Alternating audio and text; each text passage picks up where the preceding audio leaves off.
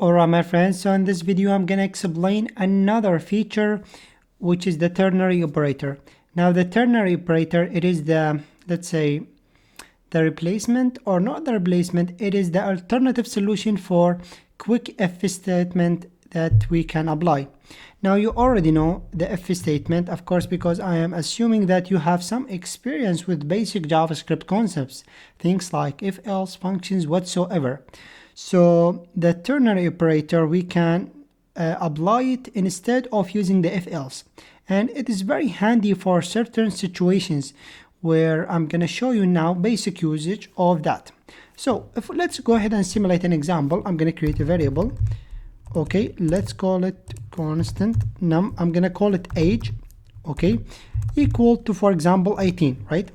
So, and here what I will do, I will add an if statement. So I'm going to type if age is, let's say, greater than 18, okay, then I'm gonna for example, let's say return anything right here. For example, you are allowed, or whatever. For example, this is something really silly, I do not know what I'm typing, but whatsoever, I just want to convey the idea.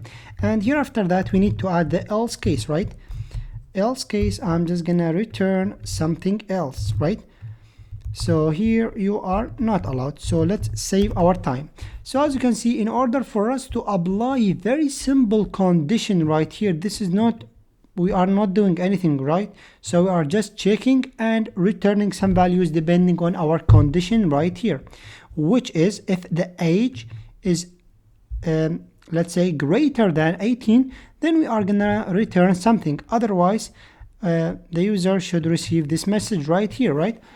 Now, in order for us to apply something very simple, we have to use all these brackets, parentheses, greater than, whatsoever. So I think this is really, for example, a bit complicated for such an example like this. And in order for us to simplify it, we are going to use the ternary operator. Now here inside my return statement, what I'm going to do, I'm going to show you how you can use the ternary operator. So I'm going to type age. Okay, if age, that means greater than 18, right? Then what I'm going to do, I'm gonna add the let's say the question mark, right? So the question mark, essentially, it's gonna be execute. This is a question mark right here. It means if this is a true, okay, then I wanna return this thing right here. Of course, we do not need even to type the return statement. We can simply type the thing that we want to return. In this case, I'm just going to type you are allowed, right? So something like this. Now, if this is not a true, or this is not true, what we can do, we can add a colon in order for us to apply the else case. Of course, I'm gonna explain that. Let me just write it down. So you are not allowed, right? So very simple. Now let's go ahead and explain that. If age is greater than 18, then that means this question mark right here, it is equal to the if case, or to the if case right here. Okay, so if this is a true, then this thing right here will get executed.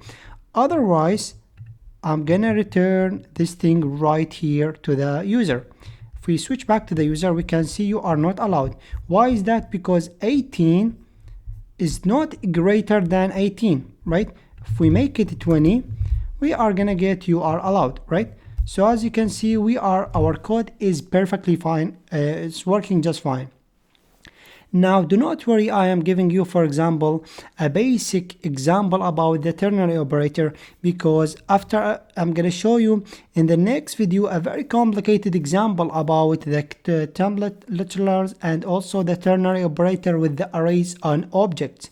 So do not worry, in the next video, I'm going to show you how to deal with them or how to put all these things together. Hopefully that makes sense. Thank you, my friends, so much for watching, and see you in another one.